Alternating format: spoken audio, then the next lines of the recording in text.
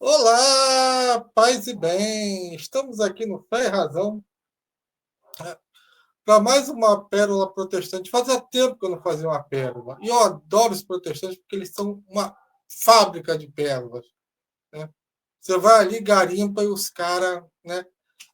E vira e mexe, eles têm aquela velha, né? Que eu já tem um vídeo que falam sobre isso, que Pedro, né, aliás, Paulo na carta dos Romanos não saúda Pedro. E eu, gente, Paulo, para começo de conversa, Paulo não saúda nenhum apóstolo quando ele escreve as cartas dele.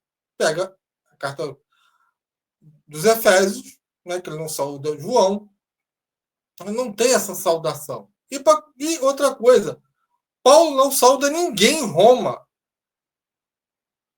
quando ele vai para o capítulo 16. Eu acho interessante que o protestante, quando ele coloca isso, eu acho que é uma canalice, tá? Ou analfabetismo bíblico mesmo. Porque você veja, ele só coloca os nomes, ele não coloca os locais que as pessoas estão. Então ele bota assim, saudai Priscila e Áquila. Só que Priscila e Áquila não estão em Roma. A prova disso, né, é Atos dos Apóstolos, capítulo 18, versículo 2, a primeira carta aos Coríntios, capítulo 16, versículo 19, e 2 Timóteo, capítulo 4, versículo 19. Aliás, a última carta de São Paulo. Então, eu fico assim, né? É impressionante. Eles botam o cara que está preso com Paulo, né? Foi companheiro de prisão de Paulo, em Roma. Chega a botar Roma na Ásia para adulterar a geografia. Então, eu tenho um vídeo aqui falando sobre isso, né? Eu botei aqui uma tabelinha aqui, né? Um vídeo para vocês acompanharem. E que eu acho o seguinte, né? Por que Paulo, na própria carta aos Romanos, ele diz que não tinha ido a Roma porque já tinha outro pregando por lá. Está tá no capítulo 15, um capítulo antes, do versículo 20, que ele se empenhou a pregar o evangelho aonde ele não tinha sido anunciado, pois ele não queria edificar sobre o fundamento lançado por outro. Olha, para nós que somos católicos, apostólicos, romanos, né, nós somos apostólicos. Nosso fundamento aos apóstolos, como está lá em Efésios 2, versículo 20. Agora, se os protestantes, o pai da mentira deles é o fundamento, aí não é problema dele, é deles. Aí o cara vem um protestante dizendo, isso eu botei no meu Facebook. Aí vai lá, o protestante pode arrancar os cabelos, pinotar, etc. Mas não tem jeito. Pedro nunca foi a Roma. E eu botei 4 evidências bíblicas, tá? Eu botei também históricas, mas aqui eu só vou botar as bíblicas, porque históricas já humilhar demais os protestantes. Porque é aquela coisa, eles não nem sabem ler a Bíblia, né? Só sabem 20 versículos. Que dirá ler a patrística, que dirá ler Eusébio. O cara uma vez leu a história eclesiástica de Eusébio e deturpou. Porque é aquela coisa, se não é como eu quero, eu vou lá e adultero. Essa é a máxima dos filhos de Lutero.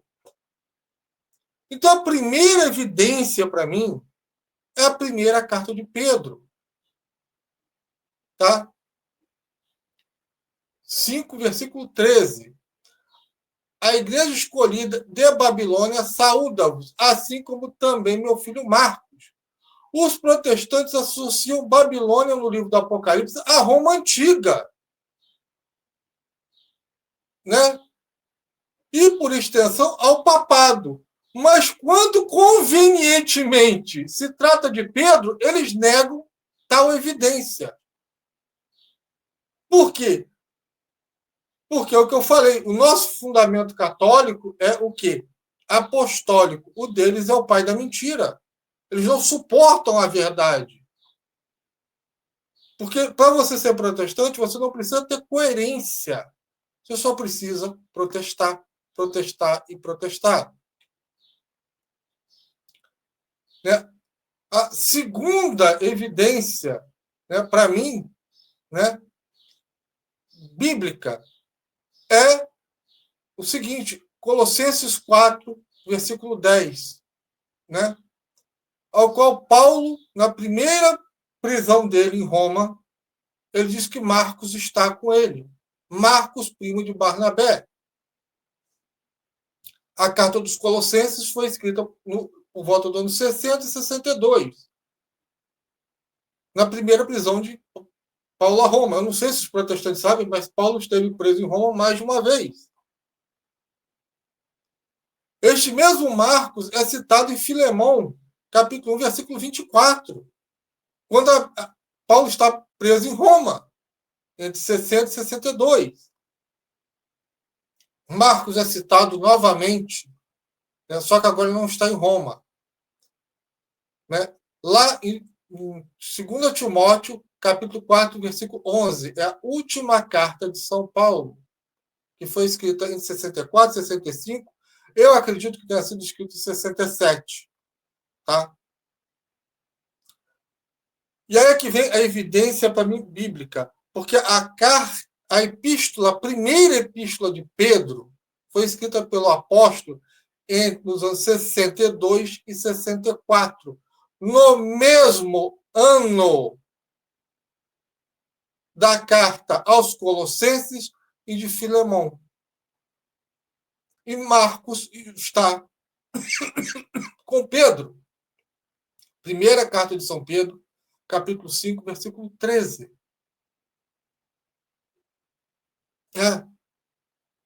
Ao qual Pedro fala, a igreja escolhida da Babilônia saúda-vos, né? Assim como também Marcos, meu filho. Está lá escrito. Então, aqui já tem 1, 2, 3, 4 evidências bíblicas,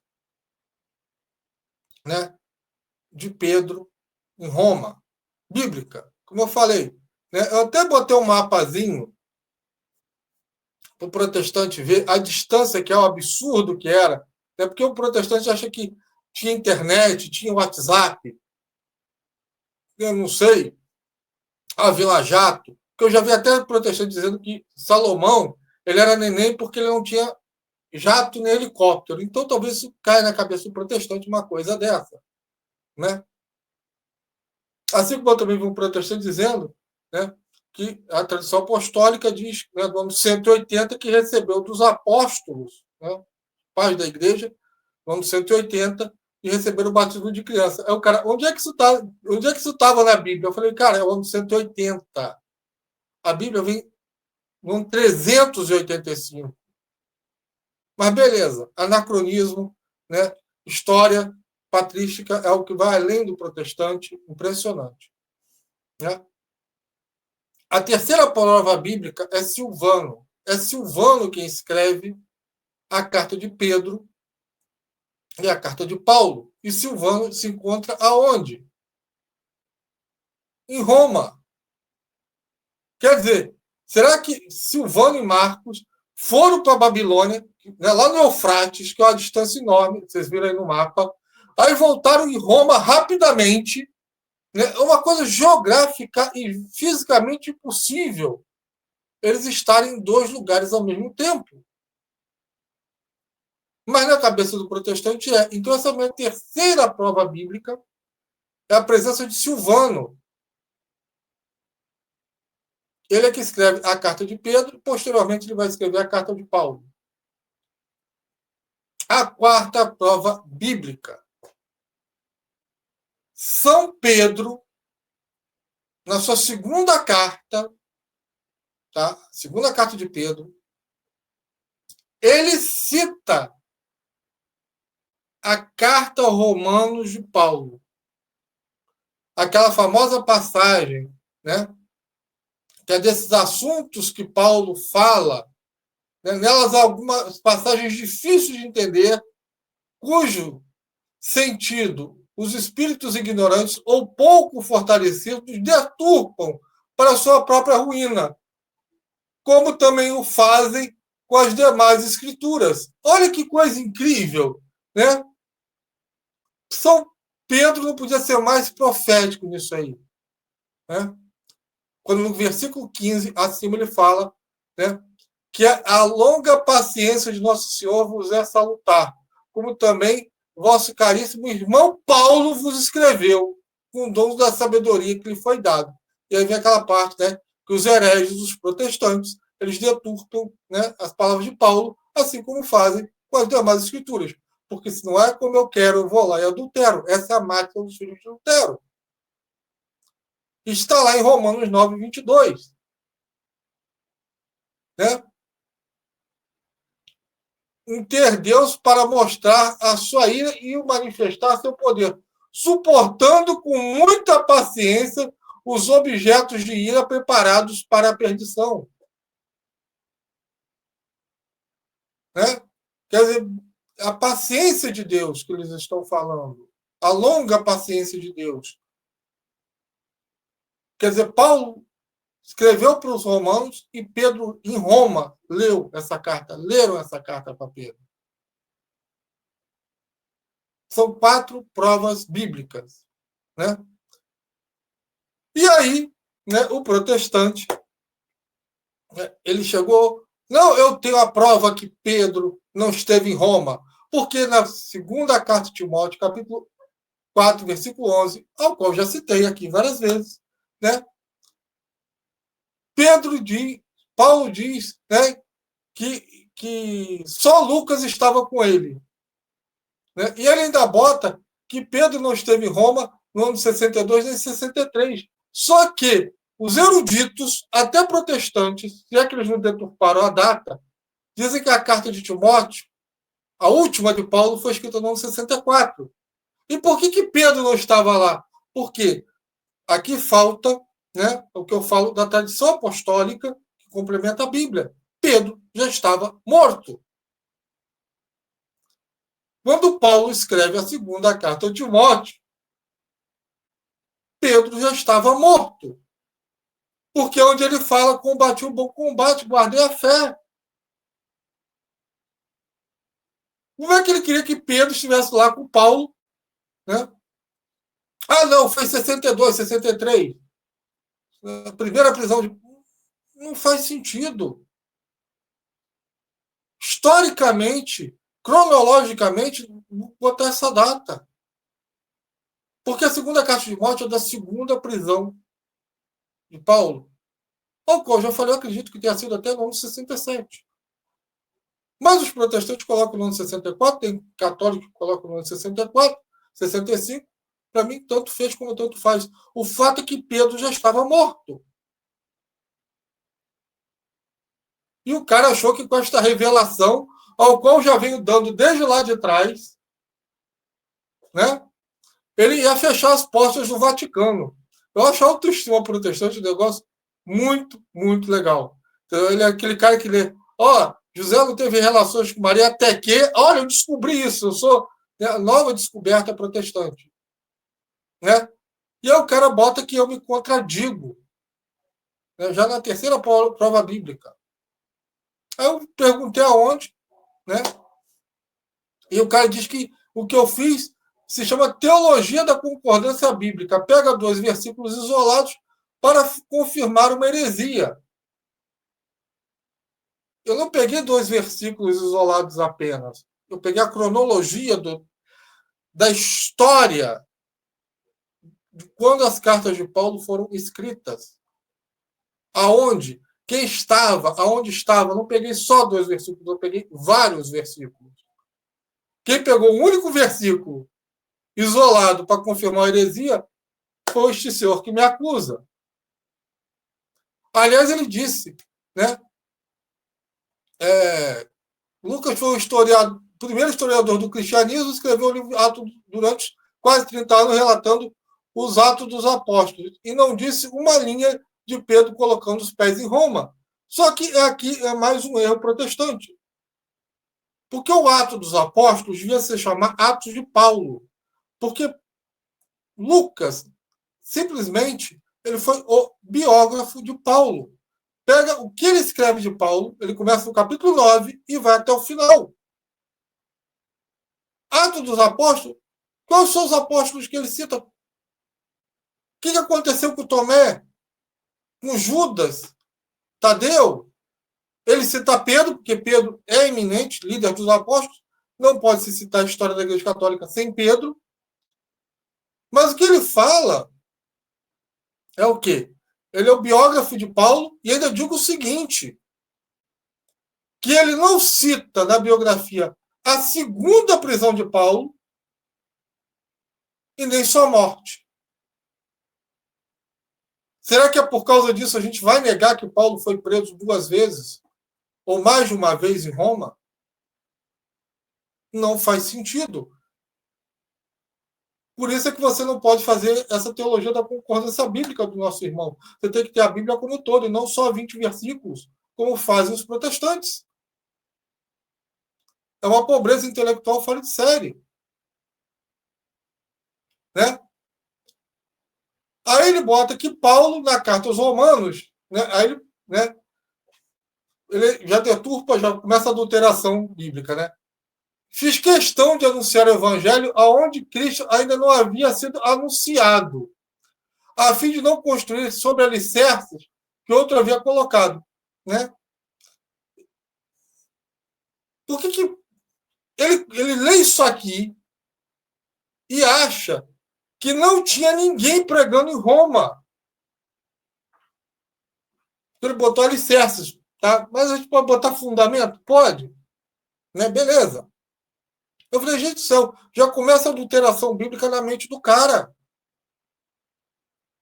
Por que Paulo não foi em Roma? Porque ele não queria construir sobre os alicerces que o outro havia colocado. Quem tinha colocado? Né? E aí ele bota, só para refrescar sua memória, é o Senhor na noite, apareceu a Paulo, disse que ele tinha que dar testemunho dele em Roma, como testemunho em Jerusalém. Tem Atos 23, 11. Né? Aí ele botou assim, perguntinha, se Pedro estava em Roma, por que o Senhor ia enviar Paulo para testemunhar em Roma? Aí eu queria saber o seguinte, né? Jesus também enviou Paulo para pregar em Jerusalém. Por que Jesus ia enviar, né, Paulo para pregar em Jerusalém? Será que Jesus Cristo não foi pregar em Jerusalém? Será que não tinha apóstolo pregando em Jerusalém? O que diz Atos 9? Né? Paulo chegou em Jerusalém e foi pregar para os apóstolos. Mas os apóstolos já não estavam pregando? Porque, segundo o protestante, né, Paulo foi pregar em Roma porque não tinha ninguém pregando lá. Mas por que ele foi mandado para pregar em Jerusalém? Se já tinha os apóstolos pregando lá. Jesus pregou em Jerusalém. Será que Paulo é maior que Jesus? Eu não sei.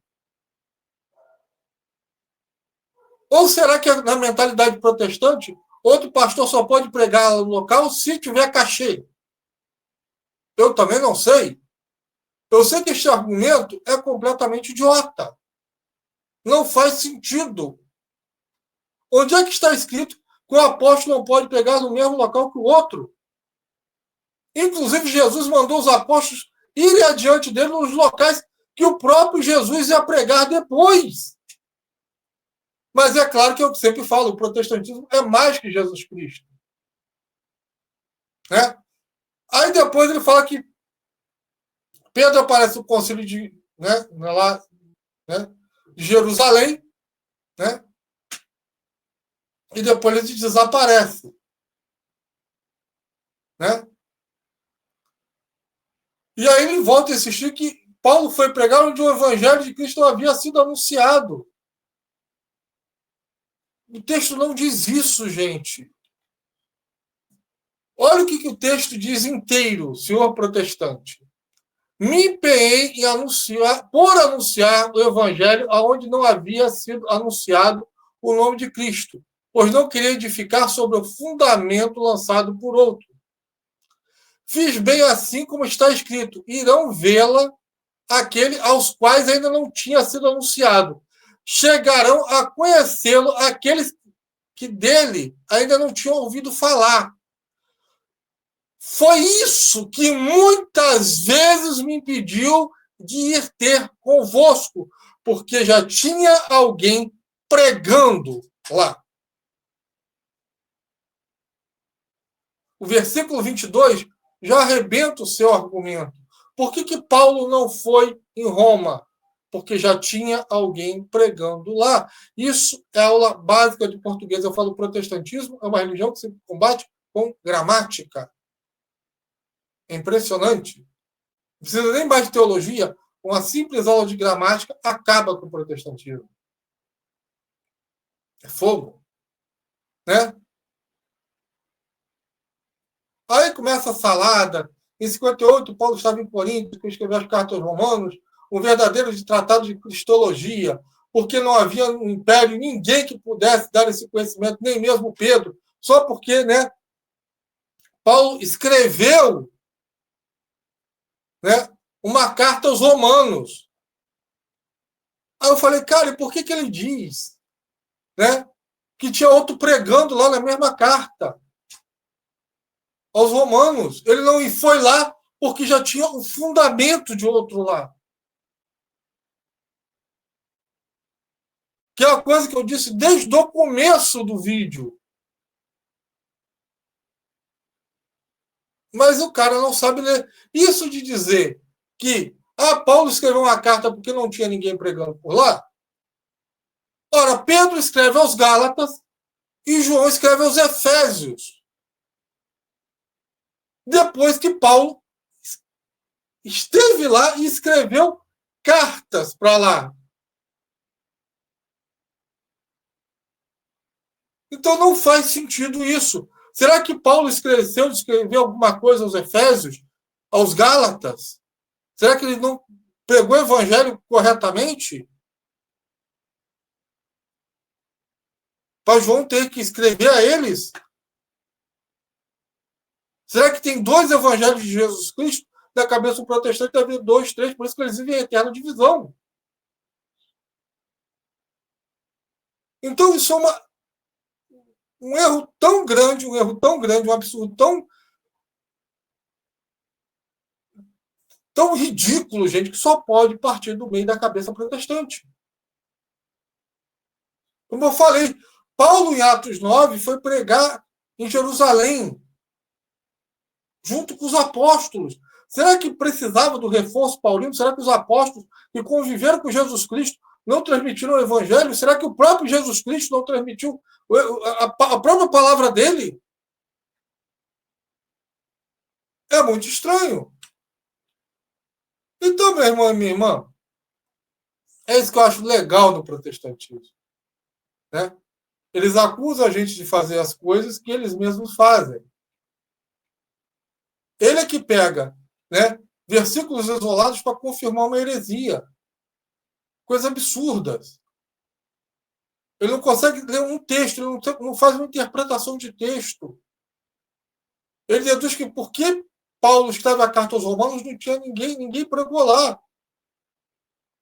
Ora, se for assim, ninguém esteve em Éfeso. Paulo não esteve em Éfeso, não escreveu a carta aos Efésios, porque João escreve aos Efésios. Assim como Pedro escreve daquela área toda da Ásia.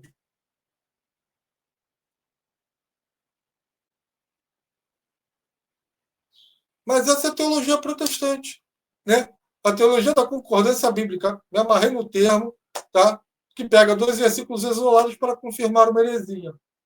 Então, meu irmão e minha irmã, gostou desse vídeo? Dá o like, compartilha nas redes sociais. Dê o seu Pix maroto, que o site está monetizado.